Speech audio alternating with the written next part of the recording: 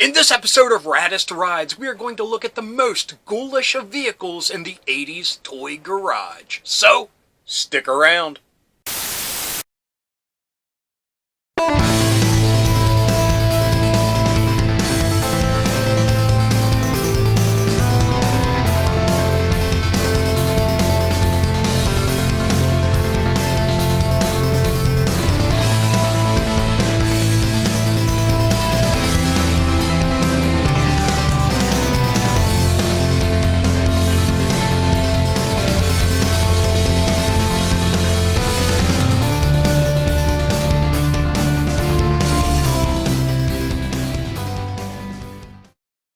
Hello, fellow dorks and dorkettes, and welcome to Nostalgia Syndrome. My name is Rob, and in this episode, we will be looking at more of the raddest rides in 80s action figures.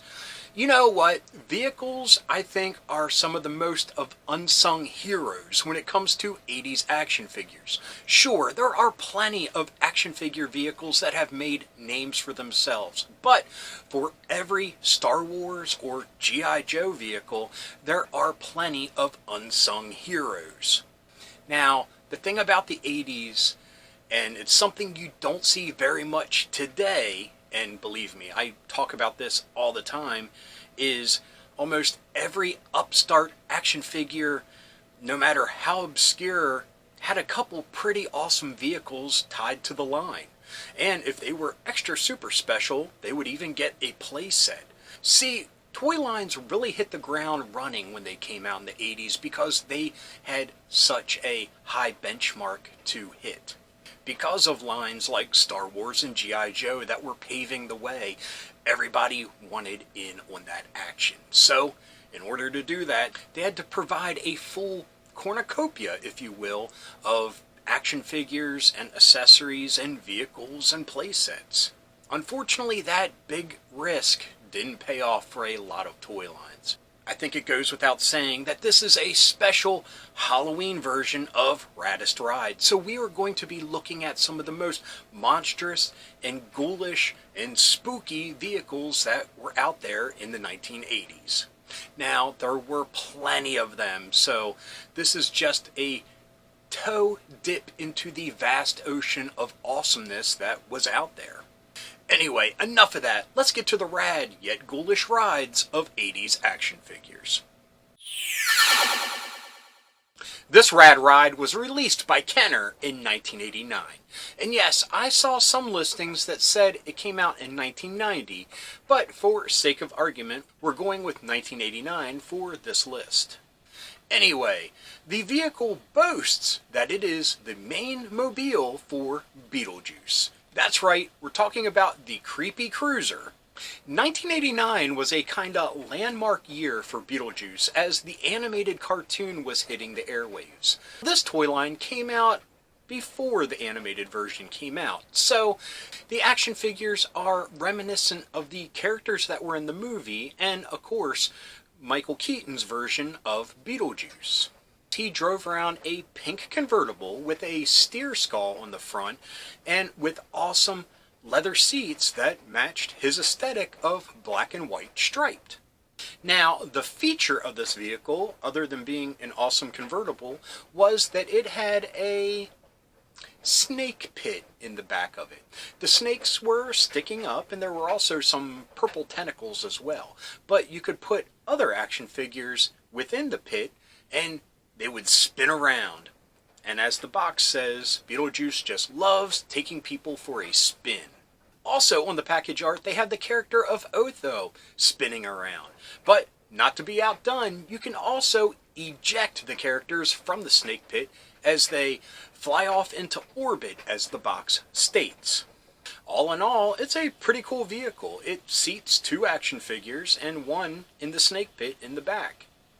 It has some really neat creepy features, like around the snake pit it has molded just, kind of visceral snakes and undulating vines and tentacles and things like that to give it that creepy cruiser aesthetic.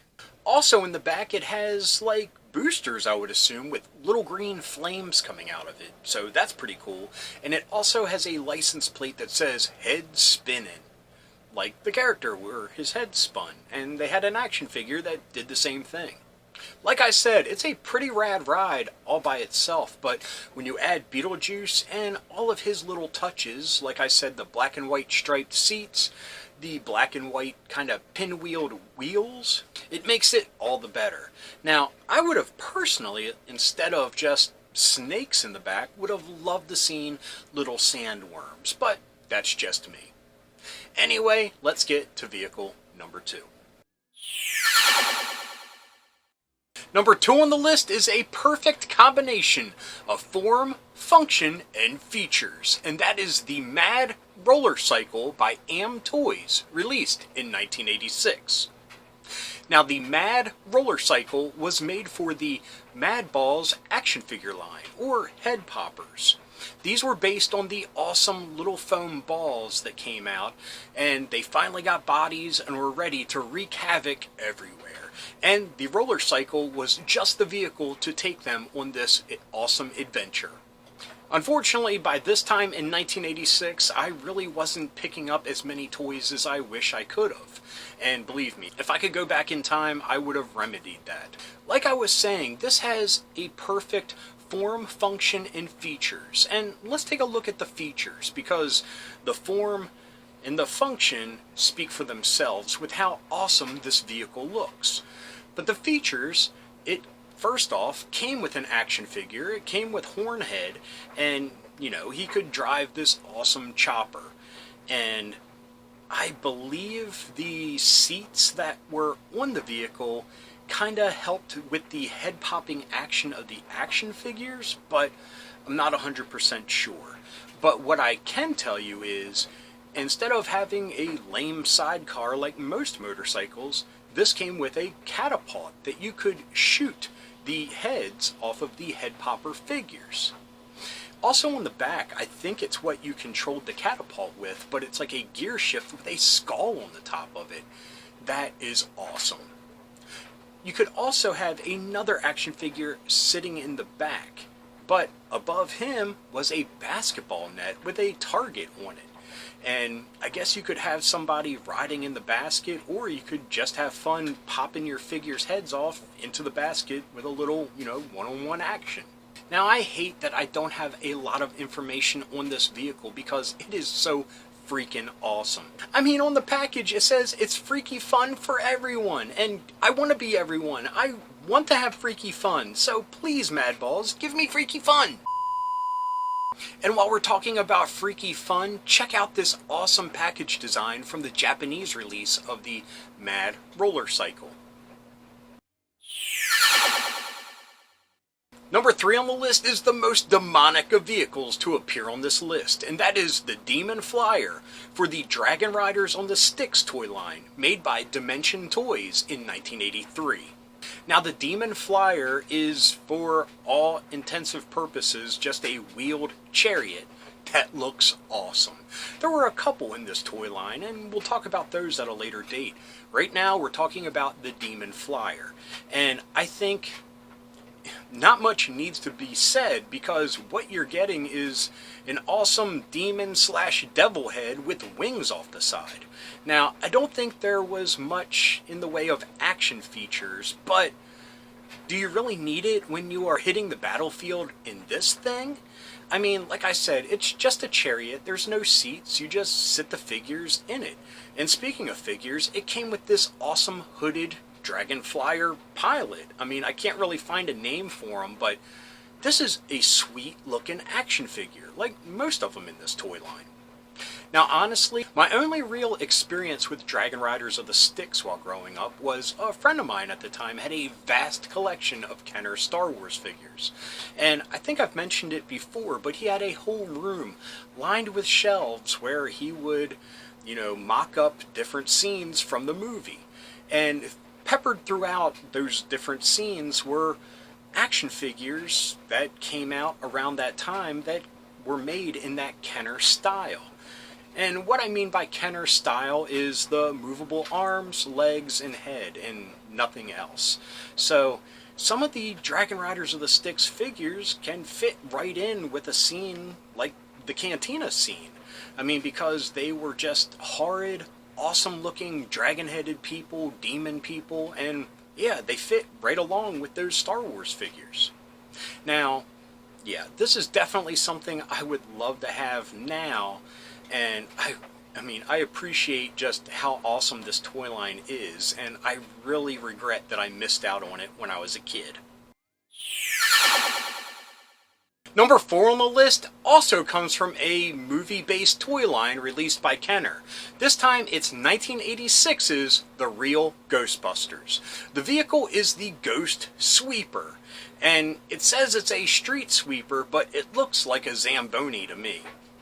Now, the action feature of this vehicle is that it had rotating brushes on the front that would sweep up any ghosts that got in its way. And it came with a street sweeper ghost for you to sweep up. The vehicle also has room for 2 different action figures.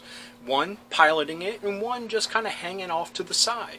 It also came with its own blaster on the front with the cool little, whipping action beams that the action figures came with, and spinning speakers. I don't really understand that, because are they just looking for ghosts that are drawn to sound? Are all ghosts drawn to sound?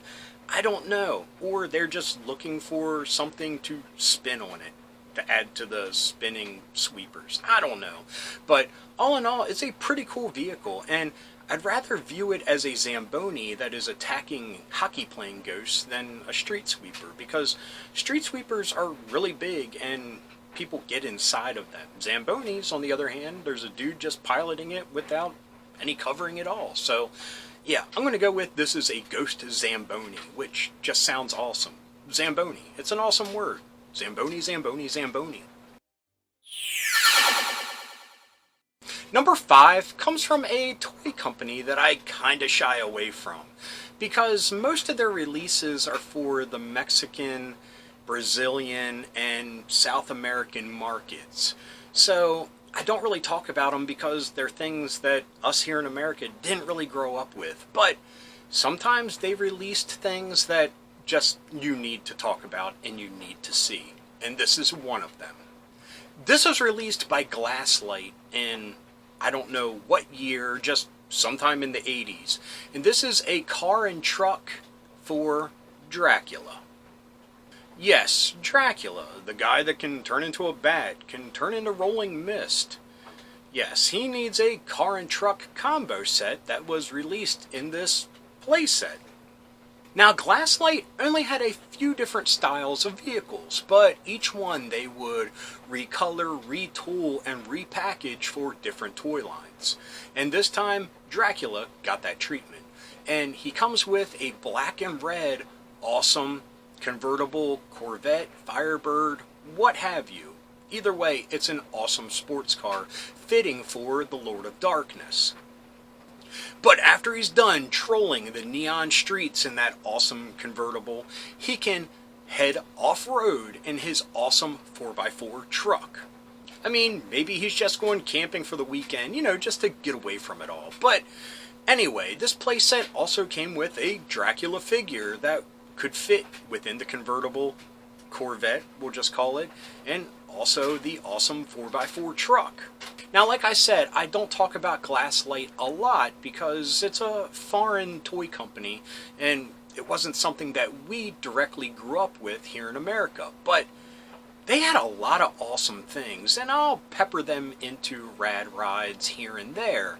But for a Halloween episode, I just had to talk about this awesome playset because, no pun intended, this is batshit crazy.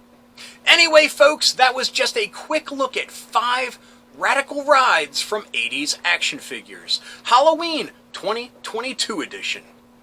Anyway, talking shop real quick. I don't know how this episode is going to look while I edit it because I've been playing around with these new lights that I mentioned, and a review of those lights will be forthcoming because the company wants me to review them because they gave them to me for free to try out. Anyway, so sorry about that. We'll see how it looks. And I hope it looks okay. But anyway, I hope you enjoyed this Halloween edition of Raddest Rides of 80s action figures. If you did, please give me a thumbs up. If you got something to say, please leave a comment. I love reading them, and I love getting back to everybody. And if you're new around here and you enjoyed this, or any of the episodes that YouTube is recommending down here, please hit subscribe. And if you hit that little bell icon, you will be notified whenever there's a new episode. So anyway, until next time, thanks for watching. Keep being rad, and stay dorky.